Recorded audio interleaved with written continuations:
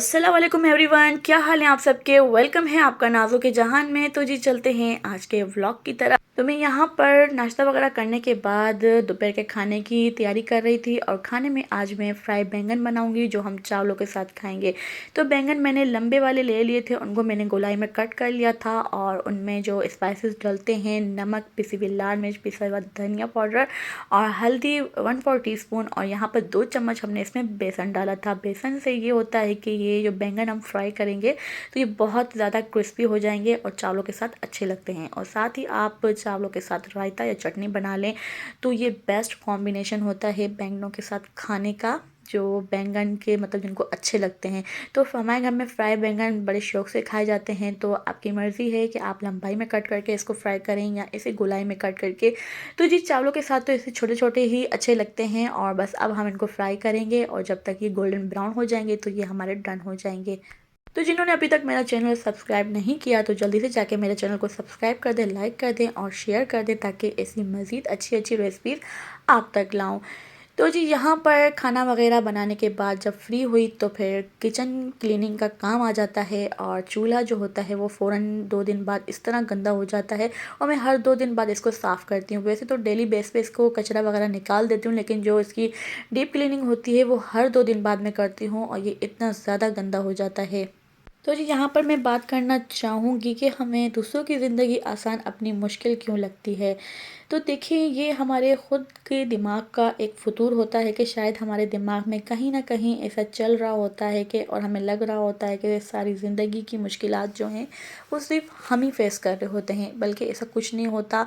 औरों की ज़िंदगी में भी बहुत सारी मुश्किलात होती हैं और वो लोग भी कंप्रोमाइज़ सेक्रीफाइस करते हैं, जो कि हर इंसान अपने अपने हिसाब से जो सेक्रीफाइस होते हैं वो कर रहा होता है। बस कुछ लोग ज़ाहिर कर देते हैं और कुछ लोग छुपाते हैं। ये बस हमारे दिमाग की ख़ुद की सोच है कि हमें ऐसा लगता है, वरना मैं नहीं समझती कि दुनिया में कोई ऐसा इंसान होगा जिसे कोई मुश्किल या तकलीफ़ ना होगी। आजकल तो ऐसा है कि एक छोटा बच्चा भी होता है ना, उसको भी अपनी परेशानियां होती हैं कि मेरी अलग से परेशानियां हैं। तो मुझे वाकई में नहीं लगता कि आज के दौर में कोई ऐसा इंसान है या ऐसा कोई घर है जिसमें कोई मुश्किल या परेशानी ना हो। तो ज़िंदगी जो है ना वो किसी की भी परेशानियों और टेंशन से खाली नहीं होती।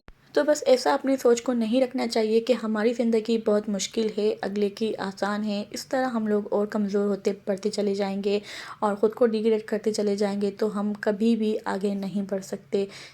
अगर हम ऐसा सोचते हैं तो फिर हम खुद ही कमज़ोर पड़ जाते हैं कि हम शायद ठीक से नहीं कर पा रहे, हम शायद कुछ भी अच्छा नहीं कर पाते और अगला हमसे ज़्यादा अच्छा कर पाता है। तो बाज़ दफ़ा मुझे भी ऐसा लगता है और फिर जब मैं अपनी दूसरी साइड मतलब अपने से दूसरी चीज़ों को देखती हूँ तो फिर मैं ख़ुद को बेहतर समझती हूँ कि हाँ ये चीज़ मुझसे हैंडल हो जाती है और ये चीज़ें मैं कर पाती हूँ। तो ज़रूरी नहीं कि हर चीज़ आप कहते हैं ना, अगर इंसान परफेक्ट हो तो वो फ़रिश्ता कहलाता है। तो बस यहाँ पर मुझे एक शेर याद आ रहा है कि किसी भी एक बात पे किसी को मुकम्मल जहाँ नहीं मिलता, किसी को ज़मीन नहीं मिलती तो किसी को आसमान नहीं मिलता।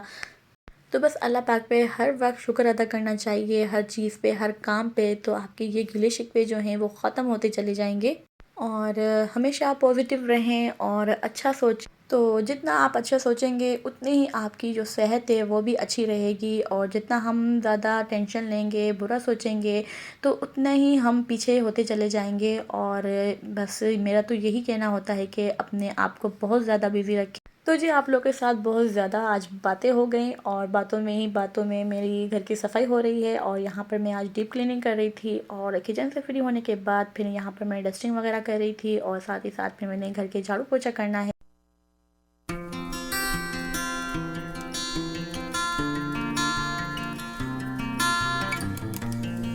तो जी यहाँ पर सफाई वगैरह से फ्री होने के बाद यहाँ पर मैंने बनाई अपने लिए ग्रीन टी। आज मेरा पीने का दिल चाह रहा था ग्रीन टी और मुझे अच्छी भी लगती है और कराची में भी सर्दियाँ आ गई हैं और सर्दियों में तो मुझे और ज़्यादा ही अच्छी लगती है।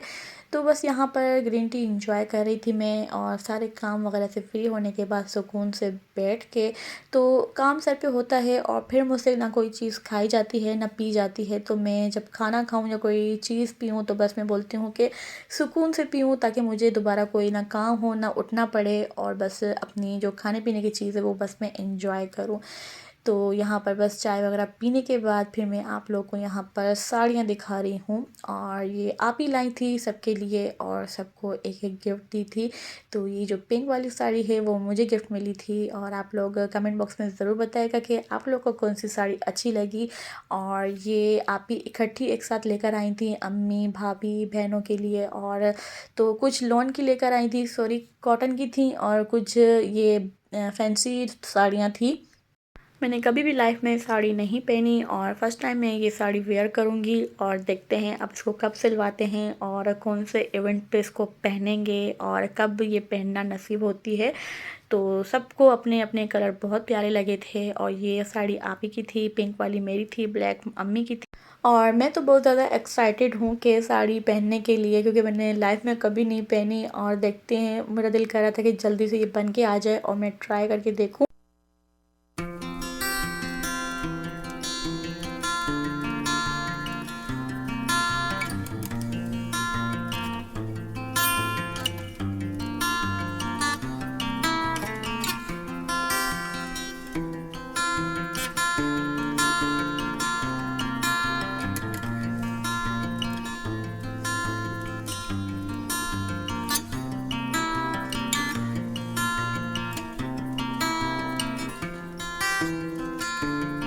तो जी यहाँ पर मगरिब के टाइम का वक्त था और यहाँ पर मैंने अंडे आलू का सालन बनाया था। और बस मगरिब के टाइम तक मेरा सालन डन हो जाता है, मैं अपने काम से फ्री हो जाती हूँ और उसके बाद फिर मैं वॉक वगैरह पे चली जाती हूँ। तो आज अंडे आलू खाने का बहुत दिल कर रहा था और फिर इसकी रेसिपी अगर आप लोग को चाहिए तो मेरे चैनल पे मौजूद है। और ये बहुत मज़े के लगते हैं सर्दियों में अंडे आलू का सालन। और कौन कौन रोटी चूर के खाता है, जो शोरबे वाला सालन होता है। तो शोरबे वाले सालन में तो मैं तो रोटी चूर के इसमें अंदर खाती हूँ, बहुत ज़्यादा मुझे मज़ा आता है इस तरह खाने में।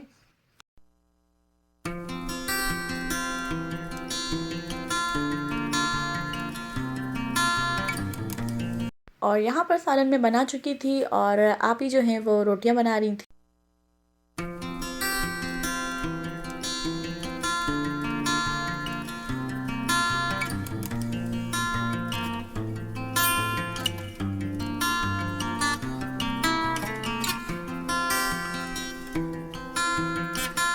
तो जी यहाँ पर खाने वगैरह से फ्री होने के बाद ईशा की नमाज़ के बाद मैं आ जाती हूँ वॉक पे।